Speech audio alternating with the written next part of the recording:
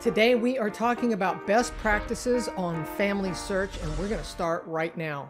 So here we are on FamilySearch, and I haven't even signed in. Now keep in mind that these are my preferences on best practices. This is what, my opinion, but I really believe that this has some tremendous value to us as genealogists. So my first tip is to turn on the new homepage features right here. There's a button at the top.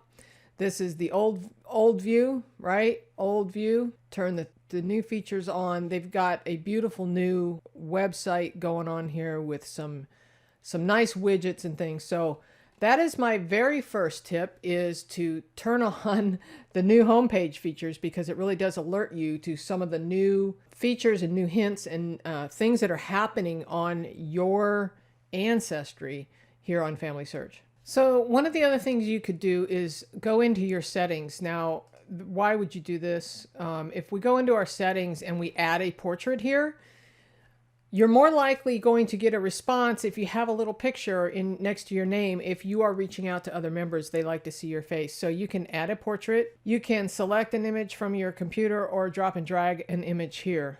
I think on the mobile app, you can actually take a picture with your cell phone. So next up is to really get kind of familiar with the different tree views. So we're looking at the fan chart here, and you can get to that, with this drop down. You can switch to landscape. You can switch to portrait and see the different ancestors along with the siblings and descendants in this view. And in the landscape view, you're getting the direct line ancestors. And with the fan chart, this is my favorite view. And if you'll notice in this view, we have colors for the different grandparent lines of the family. And that is all customizable as well. So here you have a descendancy view. You can also get into the first ancestor. I'm not going to get into that today, but these are the three that I use the most. You can also change the number of generations across the top. Right now we're looking at 5 generations. You can colorize.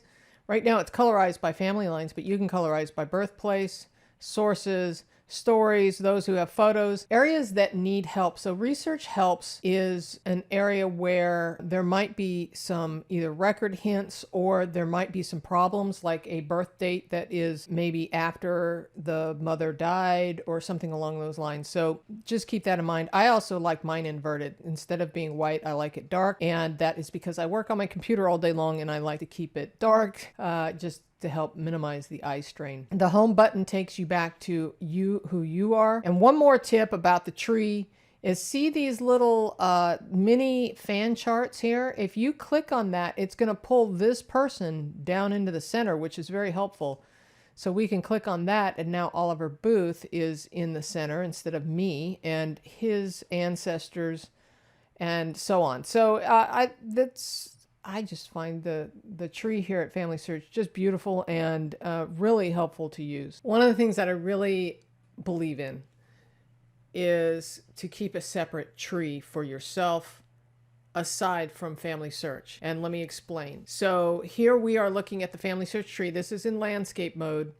And you have to remember that the tree on FamilySearch is a world collaborative tree, which means anybody can change it. And so before you send me lots of comments about how people have changed it, please don't. I get it. I've heard this many, many times. So what I believe in is keeping a separate tree. So here I have on the left my FamilySearch tree, and on the right I have my Ancestry tree. At Ancestry, it is my tree. I have 100% control of it. If I share my tree at Ancestry with somebody and give them editor rights, they could help contribute to my tree. That's fine. I have given them permission to do so.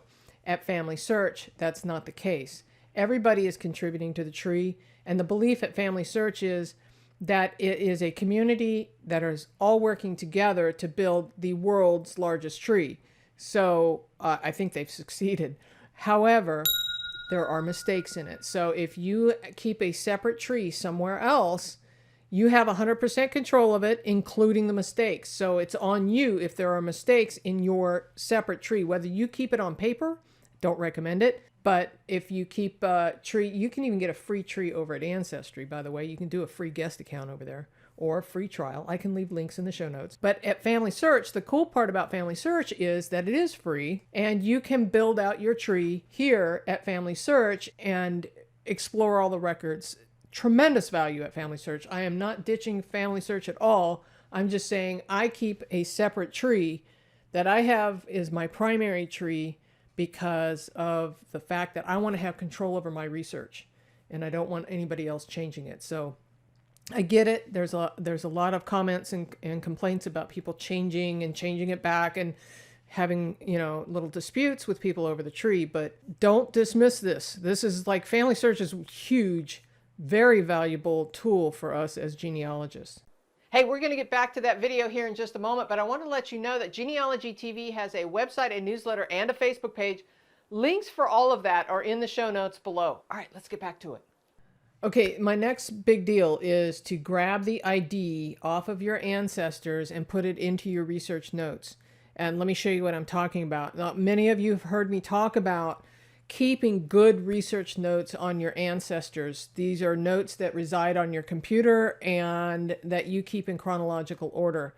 And for example, here is my research notes for this particular ancestor we're gonna work on here in just a moment. So here is Christopher Madsen in the FamilySearch tree. So I'm going to go to his person ID, but actually I don't really need to go all the way there because it's right here. So even though I'm in the tree, I can click on him. I get this little mini profile and there's his unique ID number specific to him on FamilySearch. So all I have to do is click on that and it copies the ID when I click on that second button. So now it's copied, and now what I can do is I can come over to my research notes, and right at the top of my research notes, Christopher Madsen's ID on FamilySearch, I go Control V and I type that in. In fact, if I wanted to, I could go one step further and grab the URL, and if you notice the URL has the same unique identifier at the end of the URL. So I grab that whole URL. I'm going to pull my research notes back over and I'm going to hyperlink that. So watch this. I'm going to highlight this. I'm going to right click. I'm in Word, by the way. And I'm going to hit a link. I'm going to go Control V to paste. And now I've got a hyperlink straight to him in my research notes. I could do the same on Ancestry by adding a web link to his profile on Ancestry. So I think that is a pretty powerful tool as well. So let me show you what I'm talking about. I'm over on Ancestry now, and I'm going to drill into his profile, and I'm going to add a web link to his profile specifically to the same person on FamilySearch. So I'm going to add a web link. I had already copied that, remember. Control V to paste, and I'm going to say Christopher Madsen on FamilySearch, and I'm going to hit add. And you don't see it here. You have to scroll to the bottom on Ancestry to see the different web links. So here he is right here. So when I click on that, it takes me straight to him on FamilySearch. And then here's another tip. While you're here, you could see if anybody else has added or had created any more details. So here's the vitals, other information. Sometimes in the collaboration area, right now this one doesn't have anything, but they have, other people that are working on the same line may have contributed some new information that you want to. Here's another tip, hit follow. So when you're following, it's going to be up here. You can click follow. And now all of these people in here are people that I am following because I want to see if anything has changed for these people. So when things change, then you get a notification every once in a while that something has changed on that ancestor on FamilySearch. Something else that you can do, which is pretty cool, while you're in the follow tab and you're looking at your ancestors, if you hit this little menu here where it says, it's got 3 dots and says person options, you can add a label. And so you can add a label like I'm currently researching this person, and you can add a little note. This is my 20-time great-grandfather, whatever it is. You can add a note and then hit save the label. And now it shows that you are researching this. Before we move on, let me tell you, there is a handout for this episode. Here's some information about how you can get the handout. There are 3 ways you can get the handouts. Now, the first way is to join the channel membership here at the information access level channel membership on the YouTube channel, and then go to the community tab and you'll find the posts that have the handout links in there. All you have to do is follow the link and download the handouts. Okay, now the second way is over at Patreon. Now at Patreon, if you're at the Happy Dance level or higher, you can get the handouts. Those come directly to you in an email every time we announce the new video that has a handout with it. You'll also get early release with that membership. All right, and then the third way is just to go over to genealogytv.org and click on the handouts tab, and you can find all the handouts there for individual purchase. So I hope that was helpful. The handouts really do support the channel, and for that I thank you.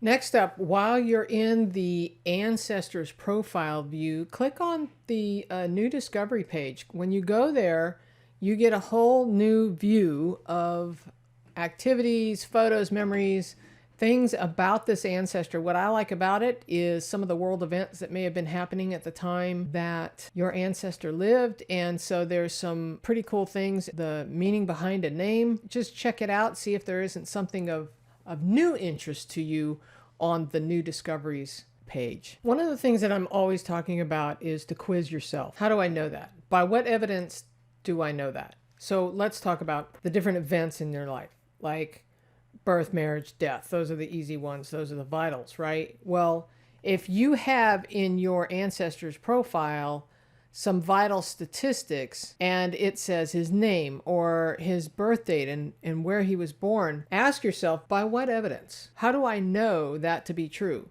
And so, right, one of the things you're going to do is you're going to be looking at the sources. So, for example, here is a birth information, some christening information. There's a group of people that have been working on this same ancestor. And first thing I do is I'm going to go to the sources. How do I know that this person was born the 9th of August, 1850? So let's go over to the sources and take a look and see if you can find in here something that says when he was born. And so if we look at this one says 1850. So if we look at that source, sure enough, there's a baptismal record and it has a different date. It has, this is actually the baptismal record. The birth date is down here and the baptismal date is up here. So a lot of people do get that confused. Sometimes they'll put a baptismal date in as a birth date, and that is not true. But the cool part is in this document, it gives us both dates. So we can add that to our timeline. So in this case, if I'm saying, by what evidence do I know that to be true? There it is, a baptismal record from Denmark. So next up, what you want to be aware of is that there might be duplicated people within the world collaborative tree at FamilySearch. And so here is an example where Virginia V. Smith is showing, they're giving us a possible duplication warning over here as Melissa Ann Smith, and that she might be the same person. Well, if we click on that, we can see that it's a possible duplicate, and it says review and merge. But I'm going to warn you, before you do any merging of people, make sure you know what you're talking about and that you have evidence. Remember, how do I know that, right? When you're asking yourself, by what evidence do I know this to be true?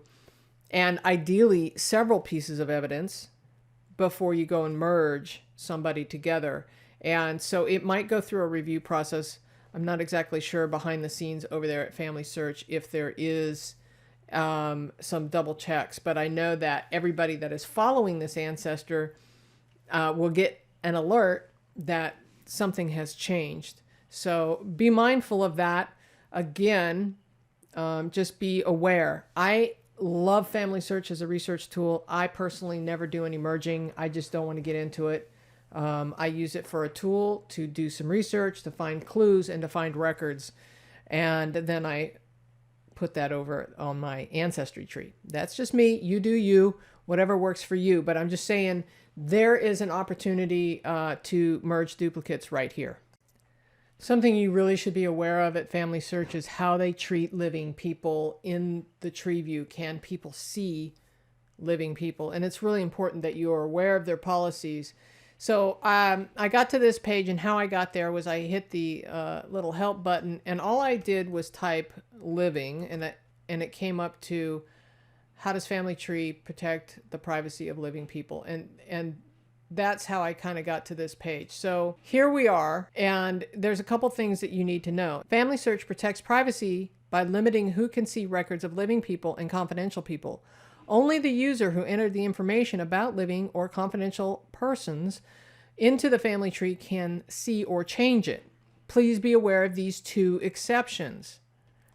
The memories attached to living or confidential people are potentially viewable by anyone. We recommend that you set the memories about living people or confidential people to private. If a living or confidential person is linked to a deceased family member, other users can potentially see, change, and delete information about the relationship. All right, so just be aware. Make sure that you are aware of this policy. Again, you can read all about it and go into great detail. Hit the question mark icon and type living, and you will get to this page about living people, and be aware of what you can and cannot do on FamilySearch with regards to the potential that you could be sharing information about living people. I hope that was helpful. These are some of my best practices when using FamilySearch. Again, I use it as a research tool. Some of the records you'll find at FamilySearch you won't find anywhere else.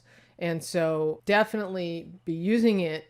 It's free. You can't beat free, right? There is a handout for this episode. If you want the handout, please check out the information that I gave you a little bit earlier about how you can get those handouts. Also, know that this is the kind of information that we talk about all the time at the Genealogy TV Academy. I'm going to run a little clip for you now about how you can get involved with the Genealogy TV Academy. How would you feel if you could resolve some of those brick walls in your family tree? Or maybe you're just getting started in genealogy. What if you had the skills to prove your family history, taking you back generation by generation, time and time again? Hi, my name is Connie Knox, and here at the Genealogy TV Academy, I help genealogy enthusiasts like you break down brick walls by learning smart research methods. I help you find the records, and I help you get organized so that you can share your family history with your family and future generations.